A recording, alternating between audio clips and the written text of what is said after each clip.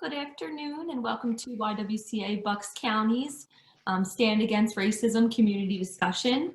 Welcome back to everyone who has been a part of these discussions previously, and welcome to anyone who might be new. We're really excited for today's presentation. I'm Jessica Gershenfeld, one of the case managers here at the YWCA Bucks County. Just going to go over a few logistics. We want to remember to, for any questions at the end of the presentation, keep those questions in the Q&A instead of in the chat box. It's a little bit easier to keep track of the Q&A. And then for some ground rules, we want to, again, just make sure we're respecting each other and respecting the panelists. We want to have any challenging conversations that might need to be had to make difference and to spread knowledge, but we want to do that in a respectful way to everyone involved. So keep that in mind. I don't think we should have any issues, but with that being said, I will pass it over to Guillaume Stewart. And G, you're muted, so I'm going to unmute you.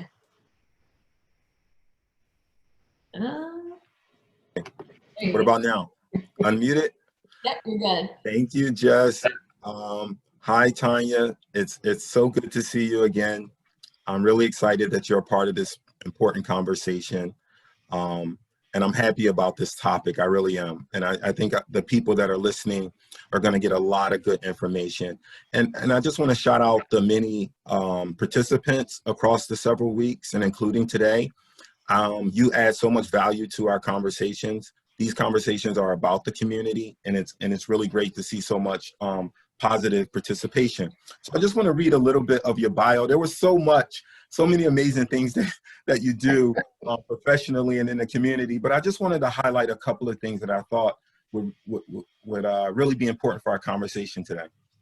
So Tanya is the president and founder of HR Partners, which is a human resource consulting firm. I think the work that you do there, Tanya, is really amazing. I hope we get a chance to talk a little bit about your diversity and inclusion work here. I know you also do some consulting work for the Peace Center and various trainings and educational opportunities for the community. You work in that regard, and the Peace Center is, of course, one of our great organizations that we have here in Bucks. But I want to talk a little bit, too, about your involvement in the Links. The Links is a really incredible organization. Here in Bucks, you guys have a really strong presence, but also around the country. There are many Link chapters around the country.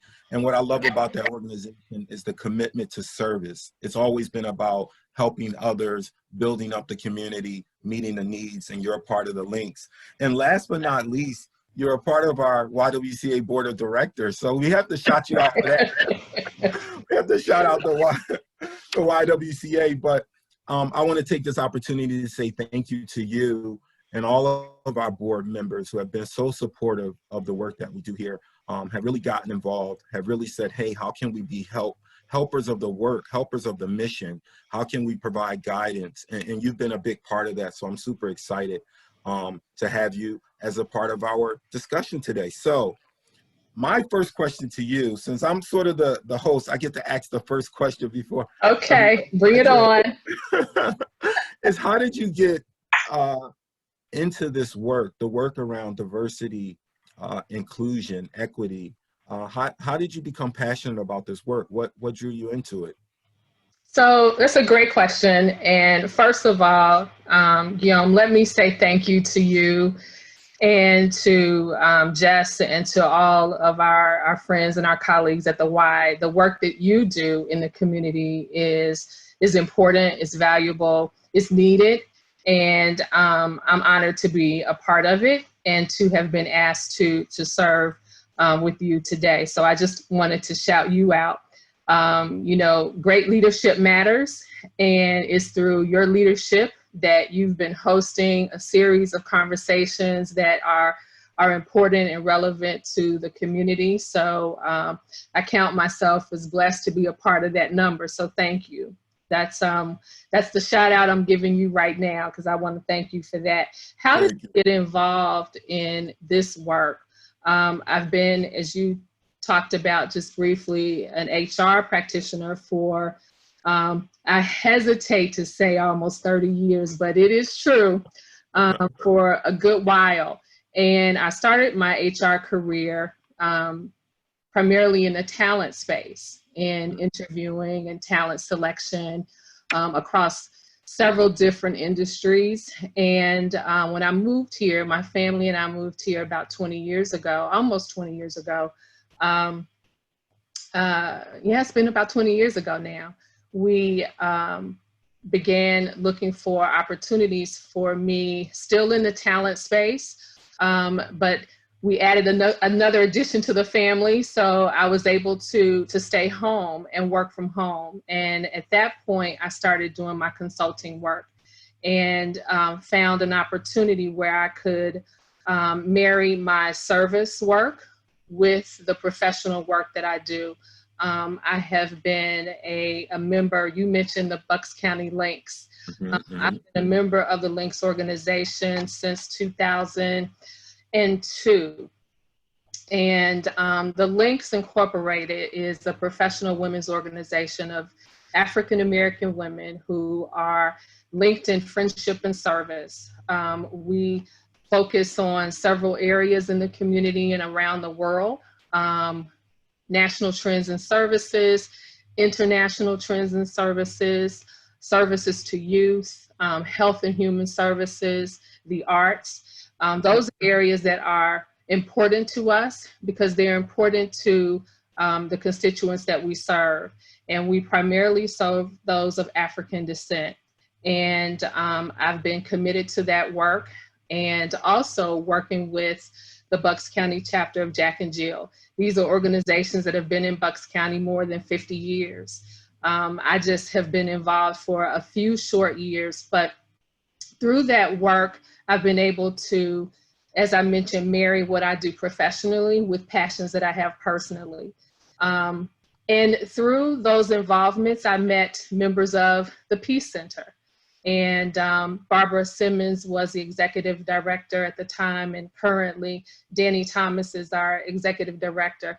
I began doing some volunteer work with them through their support of youth in the community, specifically their work with the Peace and Social Justice Summit that happens every year around Martin Luther King's birthday. And I was a volunteer at the time when they first began that program. Talking to youth in the community about issues that concern them.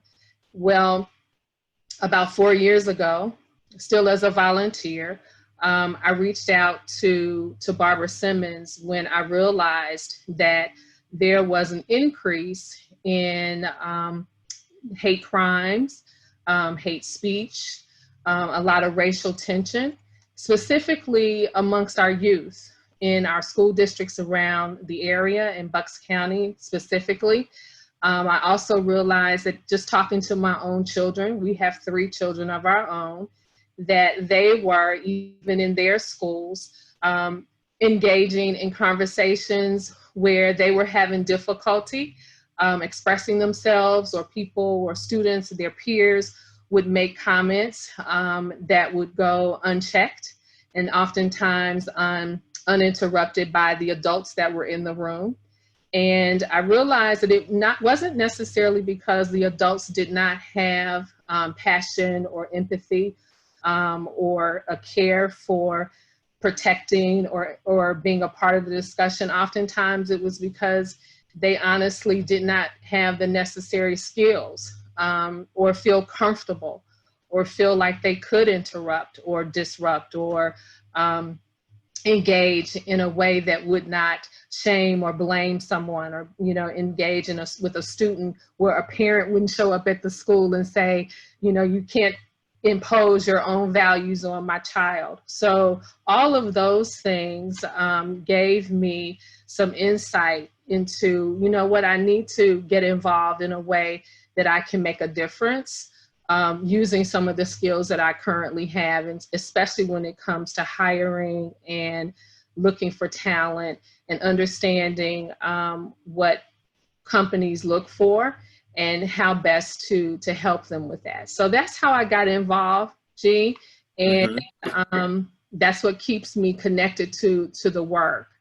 And I hope that answers your question. Yeah, yes, it totally does. I think your perspective is so unique because you have your HR hat that you wear as, you know, a professional, a HR professional, and then you have this service consulting, educating, community educating piece that you marry together. And I think that's a really unique and important perspective.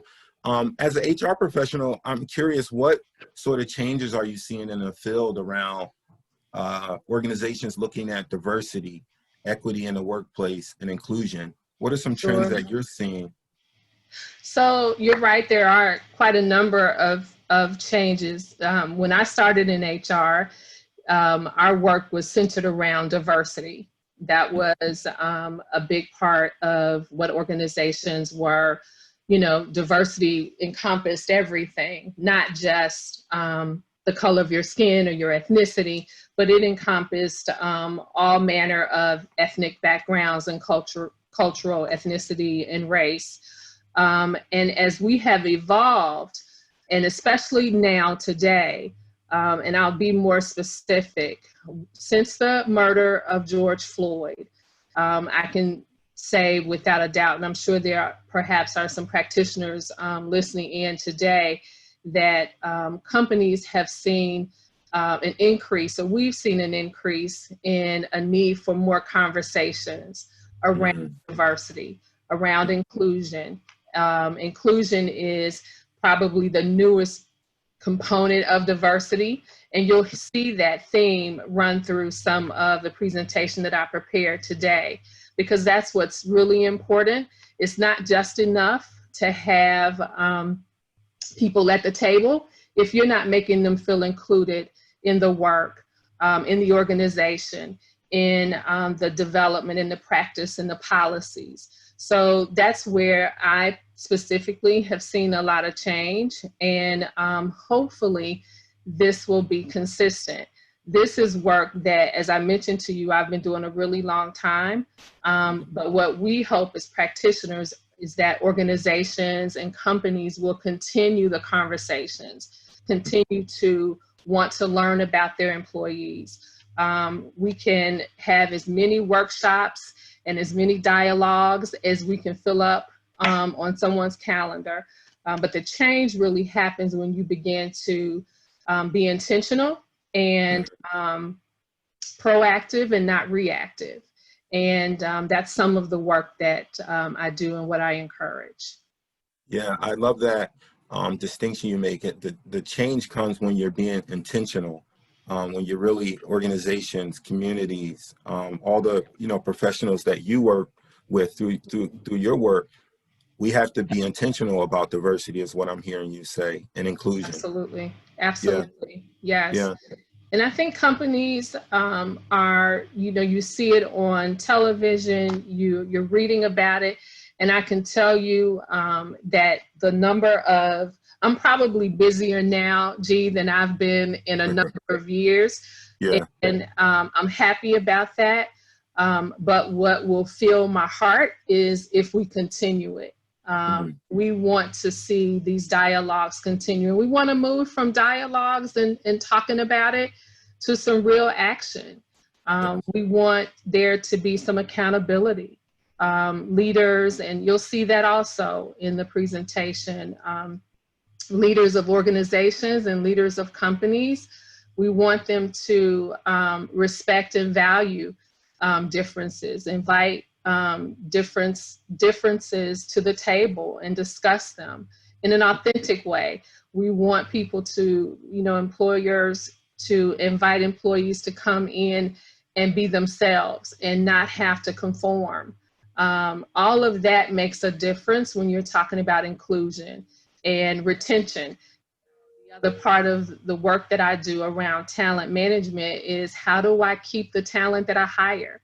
And nowadays, when you have, such a competitive job market, and you have just a convergence of a lot of folks on the job market looking actively and passively. So it's incumbent upon an employer to be very intentional around, how am I representing? Am I representative of the people that I serve? And does my community, my organization look like the community that I serve? And all of those elements are very important. So that's, part of what I help companies to do. Yeah, no, I think that's important work. And especially now when companies, to your point, are thinking about how are we being diverse, how are we practicing inclusion. I think HR practitioners like yourself become especially important during this time and can be a great resource.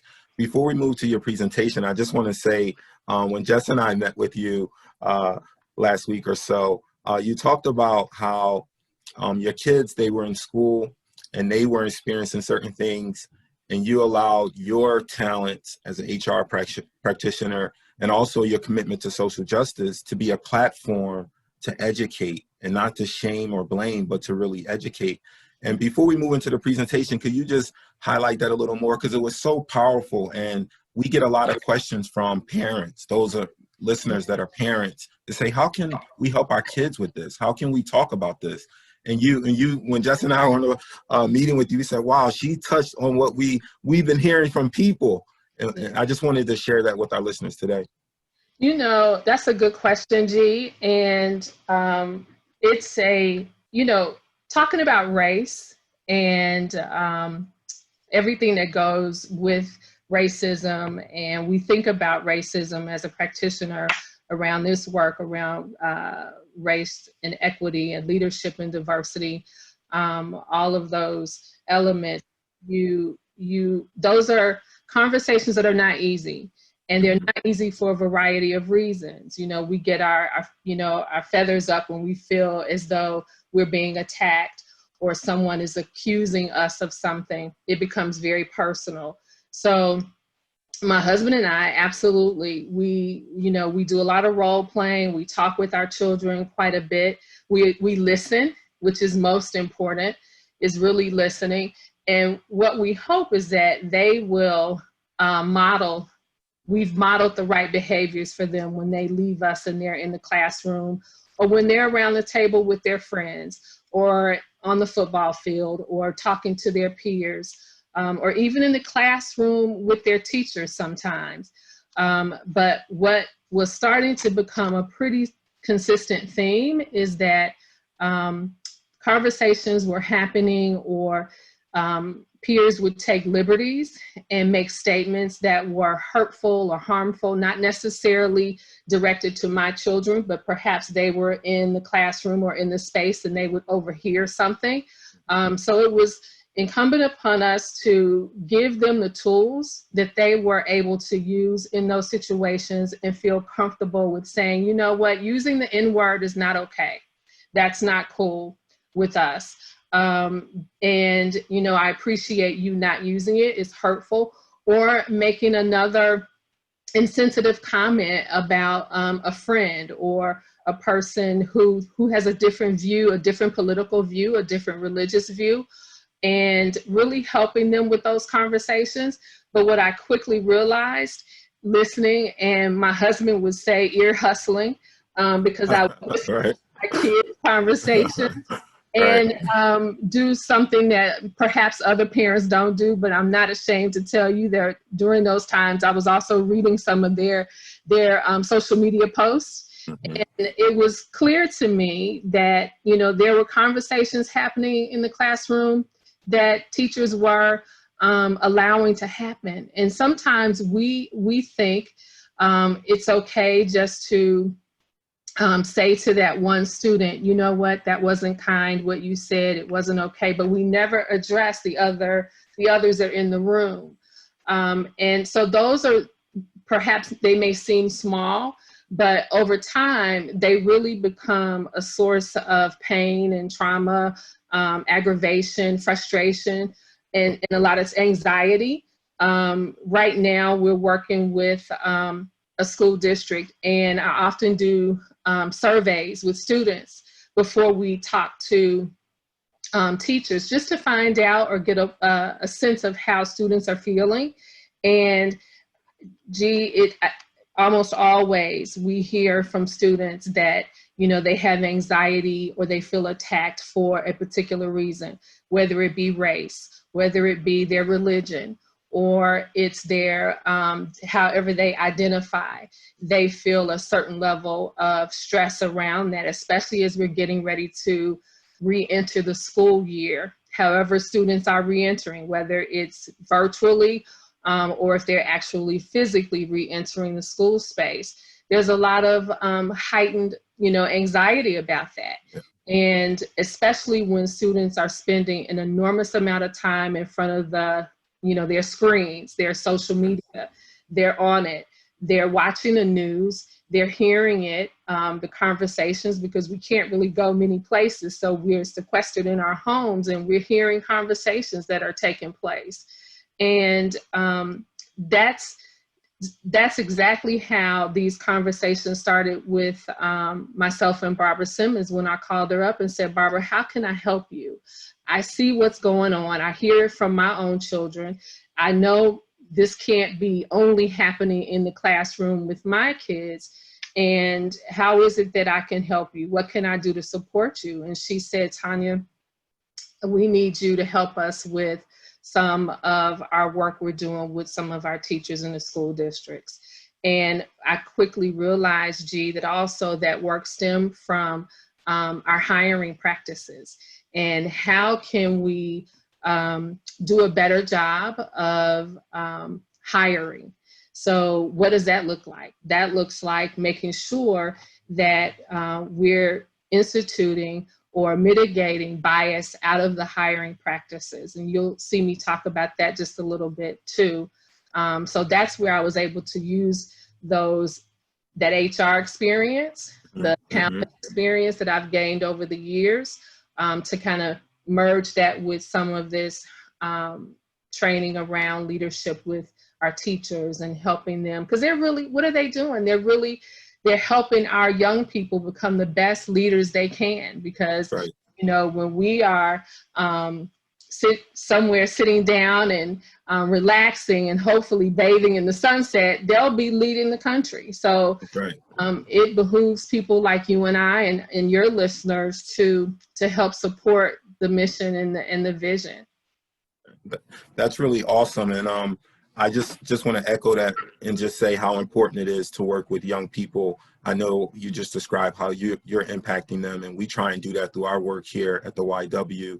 And like you said, they are the future. They're going to be the ones leading. They're going to be the teachers, the nurses, the doctors, all these things. So we have to invest in them. And I think that that's a really good investment.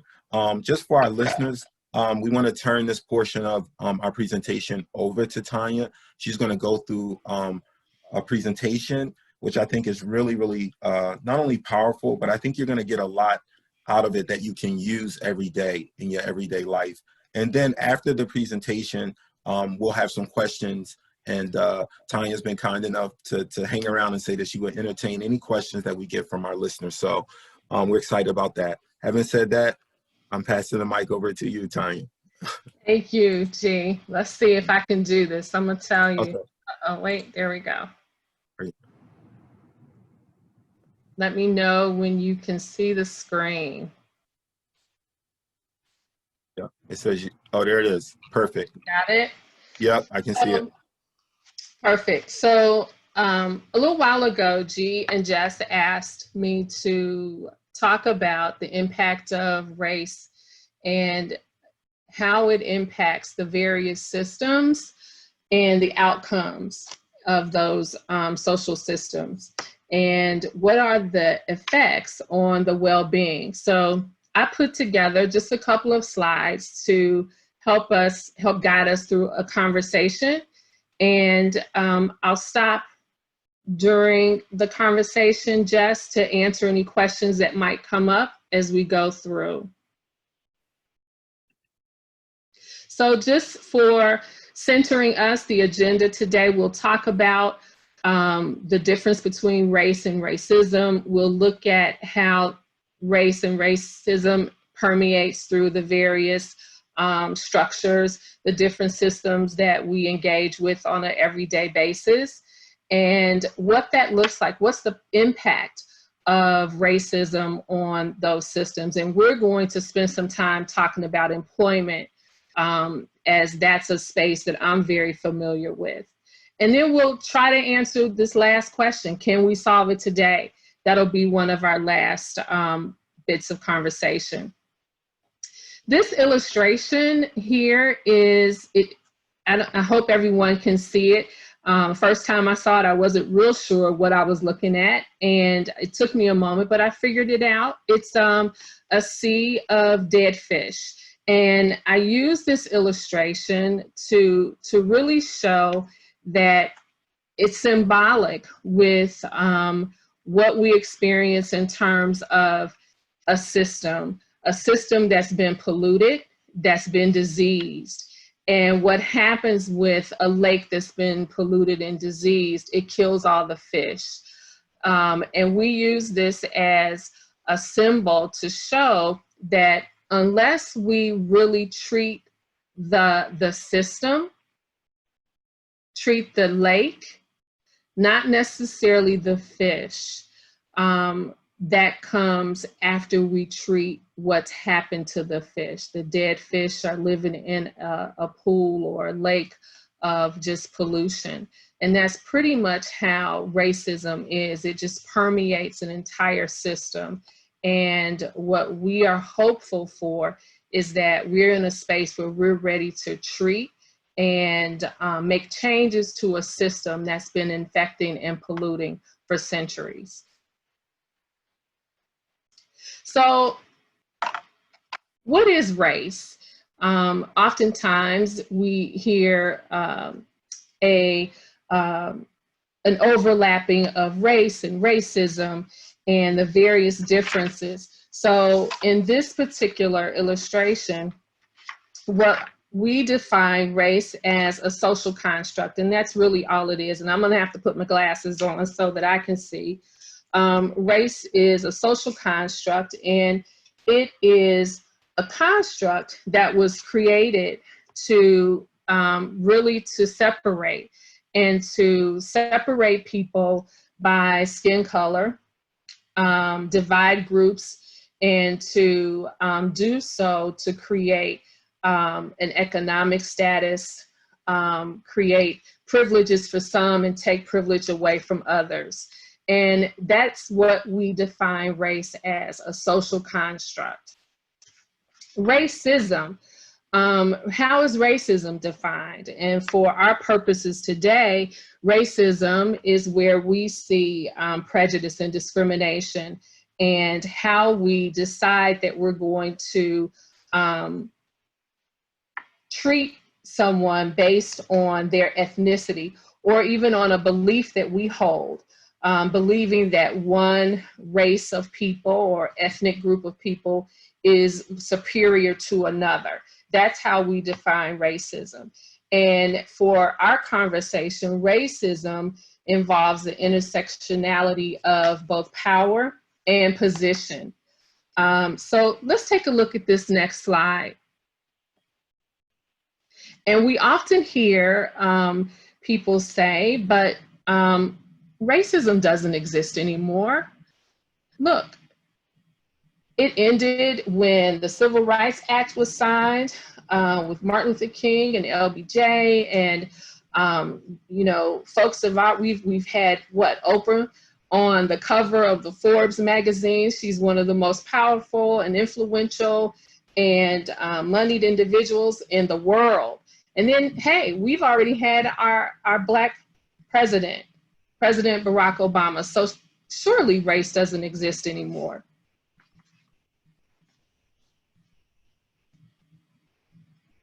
I put this little quote up here: because the courts have eliminated statutory racial discrimination and Congress enacted the civil rights legislation, and because some minority people have achieved some measure of success, many people really do believe that racism is no longer a problem in American life.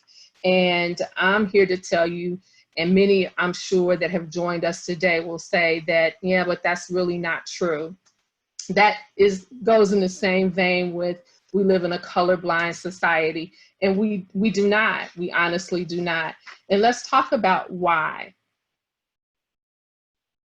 So this particular illustration is a power structure, and it depicts the various systems that we all walk through every day, whether it be the criminal justice system, education system, the healthcare, housing, community, and employment. We're gonna take some time with that particular system, but I wanted to show you that these are the various systems that we, every day, we interact with them. And racism, systemic racism, exists in all of those various systems. I'll take healthcare for just a quick second. We see quite a disproportionate amount of disparities when it comes to Black and brown people as it relates to healthcare, especially during the health crisis that we are all experiencing right now. Education is another. I'm often concerned about what's going to happen to our young people as they re-enter school coming up in the next few, not even weeks anymore, in days, because the resources for children in areas that are not necessarily being taken or being given the same resources that they are perhaps in suburban areas and suburban school districts, there's a huge disparity. And what does that do for education for our children? And certainly in our criminal justice system with mass incarceration and the disproportionality with crime as it relates to our Black and brown citizens. You know, we're here today, and the work that I do, many conversations have increased as a result of what we've seen play out in our society here lately with unarmed Black men being murdered at the hands of our law enforcement. But I'm so excited about opportunities we have to have conversations with law enforcement in our community in Bucks County to continue dialogues. We have a program called Walking While Black Love is the Answer, and it is a program that has been widely viewed and taken on by our district attorney, Matt Weintraub, who has made it a mission of his to carry this documentary through different law enforcement, different departments, different communities, so that we can talk about relationships between law enforcement and members of the community, especially our young people. So we need to continue those dialogues. Housing.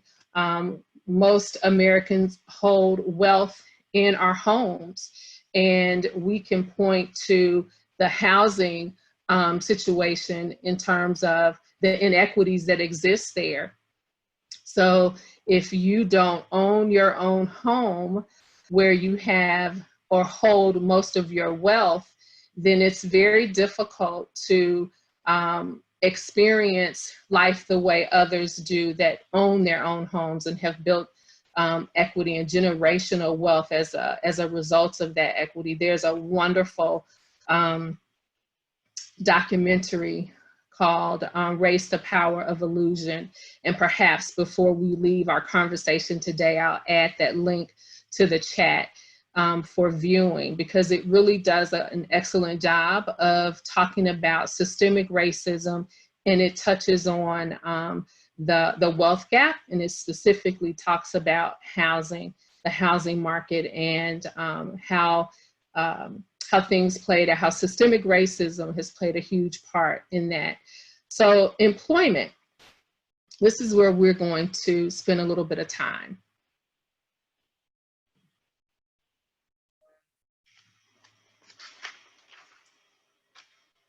So systemic racism and employment, and what does that look like? When you talk about how it shows up in the workplace. Oftentimes, it's not necessarily always overt. It's not always showing up in spaces that we think or feel that we've been in some way prejudiced or put upon. But it shows up in the practices and the policies, in salaries, in strategies, in promotional opportunities sometimes. So it's there, and we deserve an opportunity to talk through it and talk about it and work on how we can eradicate it. So we put a couple of bullets here: stifled professional development and career advancement. And I know that some that have joined us today, if I don't know if anyone has put anything in the chat, but if you have experienced any of these, feel free to engage with me and the audience and talk about it a little bit. Inequitable compensation practices and inadequately staffed and underfunded initiatives. You know, G just asked me a question about how have the conversations evolved over time with the work that I do.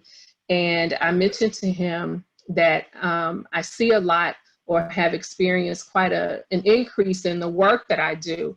But I put a little note there that it's not enough just to hire, which is happening quite a bit. We see organizations hiring their first ever officer or director of diversity and inclusion, which is wonderful.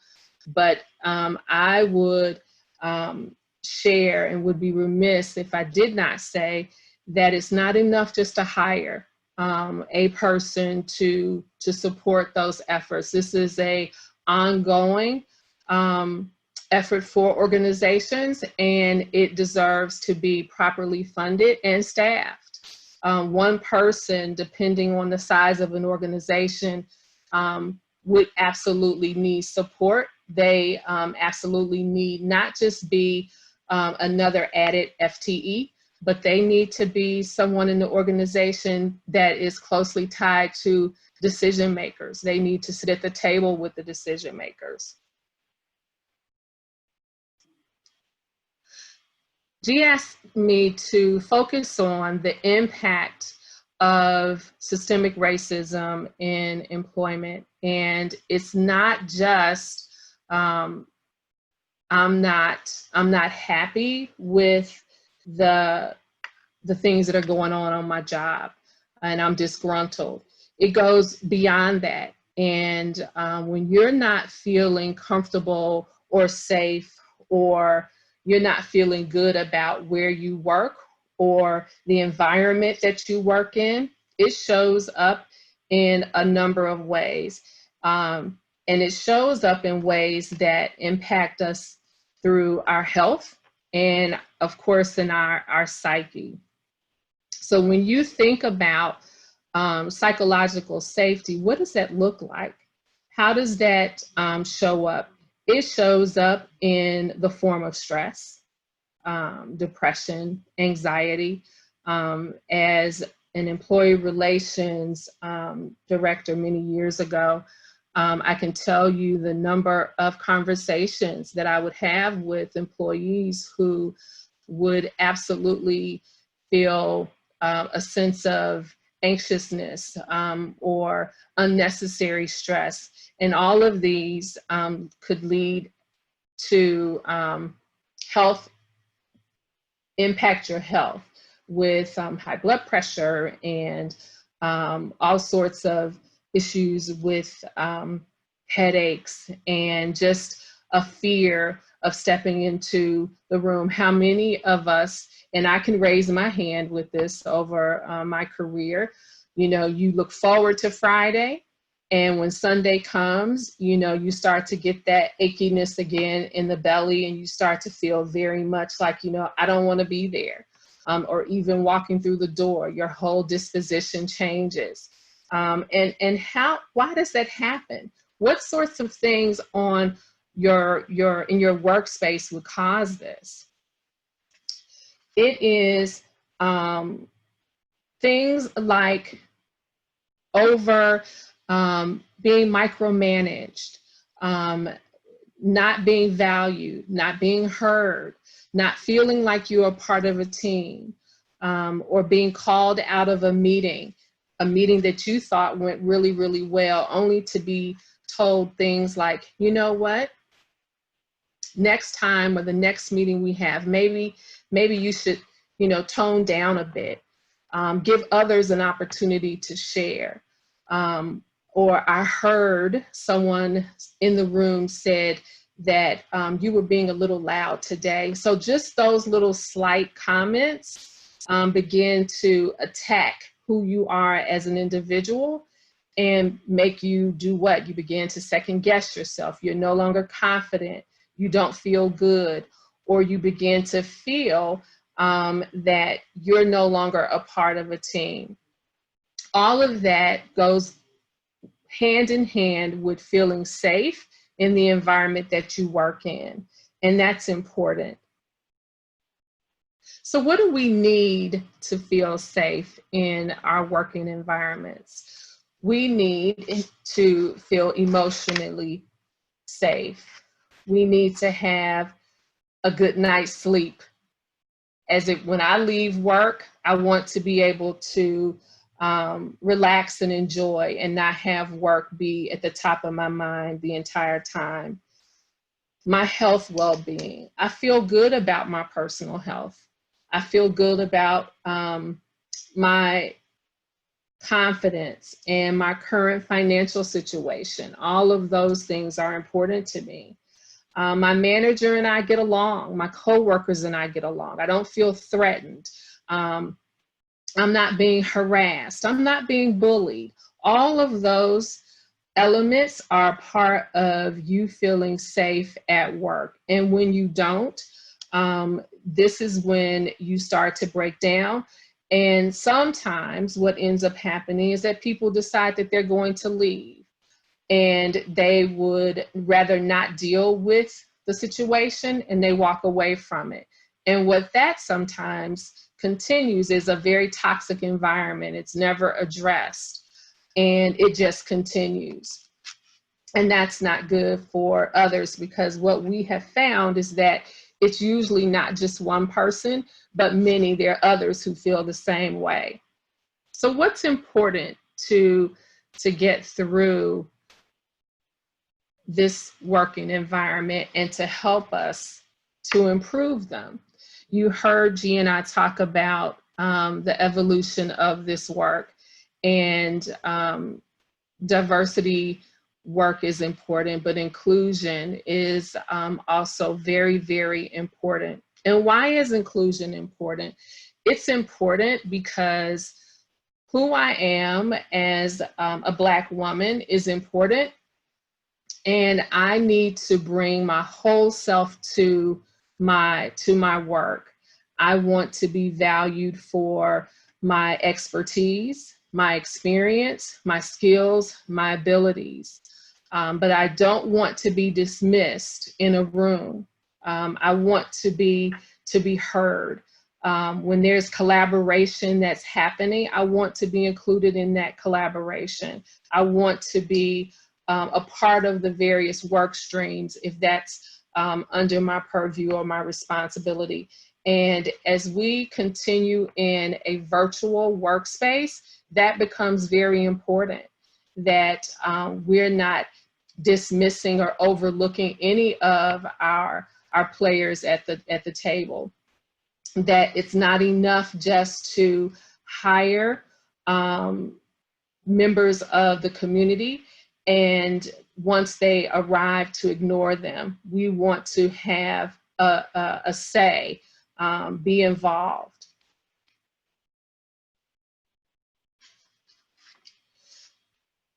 I quickly put this slide up here to speak specifically about some of the ways that we can,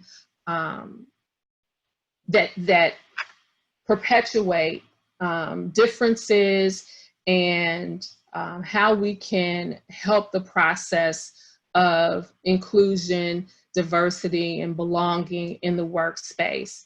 As an HR recruiter for many, many years, I worked with hiring managers on how they look at, evaluate, and recruit talent.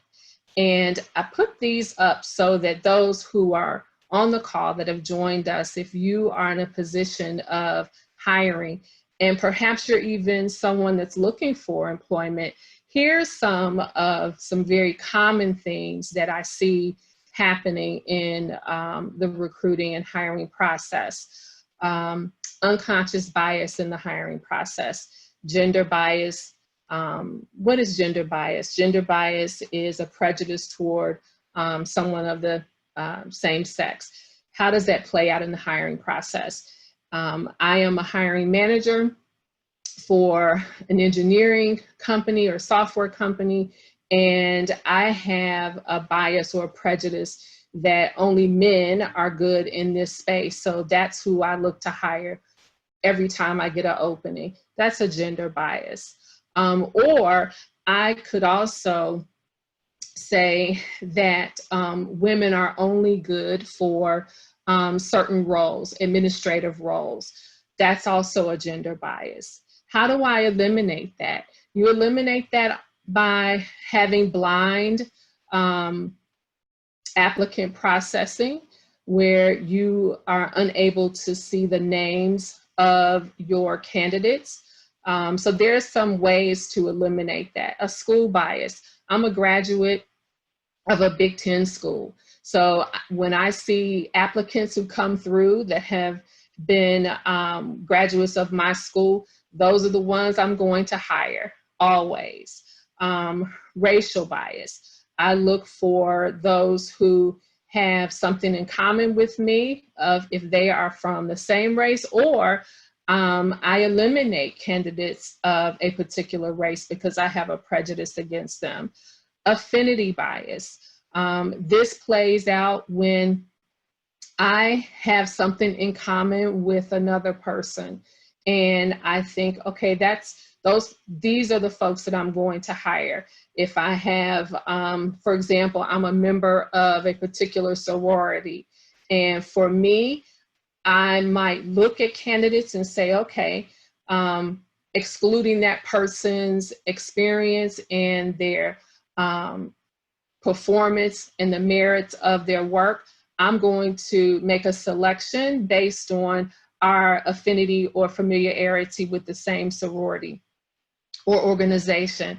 And these are, as you can see, all very unfair ways of looking at candidates. And how can we help eliminate these traps in hiring?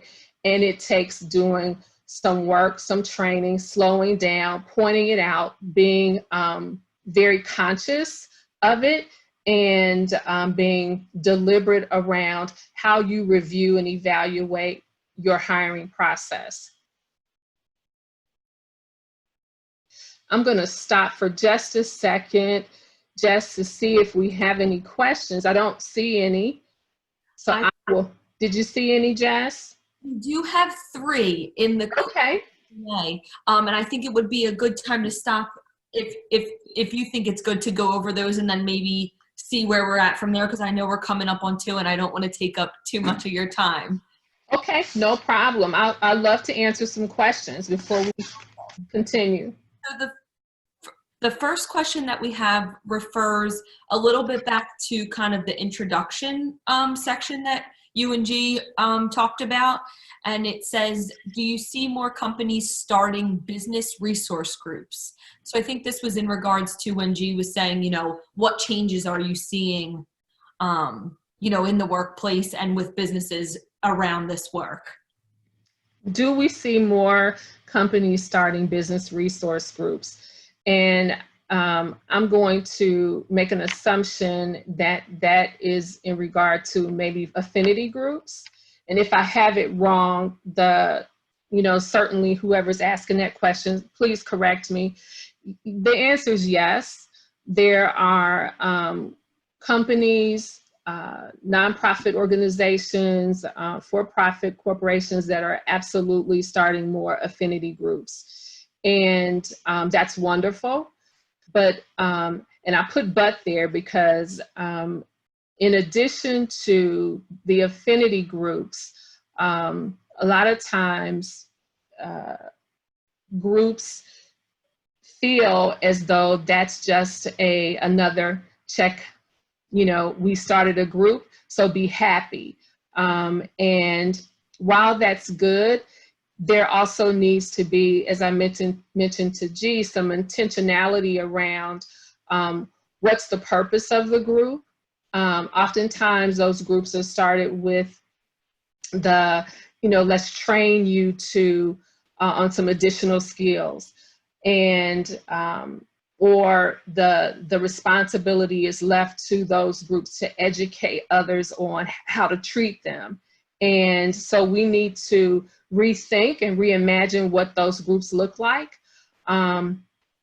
Invite everyone to be a part of those affinity groups. Yes, have them, but be really intentional around the purpose of the group, and not just have that be a yet another group that's being segregated from everyone else. Right, bringing there is an increase. Everyone together to kind of have those discussions and take action, right, and make absolutely action steps.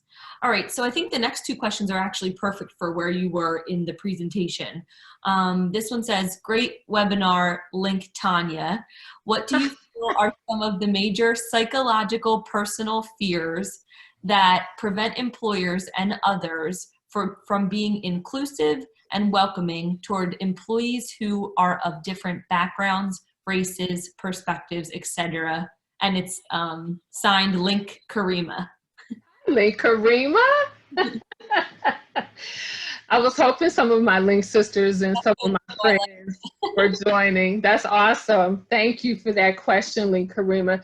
You know, fear is a big reason why, those barriers exist, and oftentimes lack of education and a lack of, I won't say willingness, although that is indeed sometimes the issue, but education, awareness, and fear. When a lot of these systems, as we talked about earlier, very earlier in the presentation, the division of people by race and ethnicity and color, remember we talked about, started because of a need to have power and control. And when people feel that power and that control being taken away from them, the natural thing is to not be open to experiencing others' differences. And often that is just as we have evolved, right? It's a matter of understanding and communicating and talking and being open for that. And so hopefully as we have opened up to having more dialogues like this one, and others that are happening around the country and in organizations, what we're hopeful is that leaders of organizations will want to understand, I may look different, I may like a different food, or culturally have experienced things very differently than perhaps you, but all of us want the same things. We want to be happy. We want to be healthy. We want to be whole. We want to be seen and valued. And that is a point of where we can sit down and have discussion. Brene Brown is an author and someone who I read and who I enjoy a lot of the information that she shares. And there's a text, and I'm paraphrasing it, but it says that it's hard to hate people when you're up close and personal with them. So for me, if I have the opportunity to sit across from someone and have dialogue and open up about who I am and where I come from, then I think we have a better way, a better opportunity of getting to know one another and moving the needle to change. And Kareem, I hope that answers your question. That was awesome. Thank you. And then the next question that we have is, what are some strategies and tips that you can offer to an employee when in your workplace you begin to see many of the specific examples you shared, which represent systematic racism? Yeah, that's a great question. Thank you for whomever asked that question. And yes, whenever you have either experienced or you begin to see the systemic racism that, rears its ugly head, whether it be something that's not necessarily said out loud, or it's, the microaggressions that are really not micro, they're macro aggressions. When you begin to experience those, if you have an HR representative in your organization, it is part of their responsibility, their fiduciary responsibility, to maintain and keep the environment, the work environment, from being toxic, and to respond and to act upon those types of allegations or concerns, whether they are lodged at you personally or you observe them in the workplace. And if you don't feel comfortable going to your HR representative, if there is another leader in the organization who you trust and you have perhaps a relationship with, sitting down and talking to that person is what I suggest. And if you have tried those things internally in your organization and you've not gotten anywhere, then that's what the EEOC, the Equal Employment Opportunity Council, is for those types of issues. If you feel that you've either been harassed or discriminated against, or you're in an environment that is just plain toxic and you see no way out of it, there are opportunities for you to have discussion and move to some support outside of your organization. I lend myself as someone who would be willing to talk to, as I have with many in my space, because, I have talked to several people as of late. I did a couple of workshops on bullying in the workplace, and it is unfortunate. It happens, and there aren't laws to protect people against employees against bullying. There are laws that protect against harassment, but there are fine lines that exist between the two. And certainly if there's someone in this space who has a need, please feel free to reach out. Thank you, Tanya. And I want to ask you, there's another question that just popped up.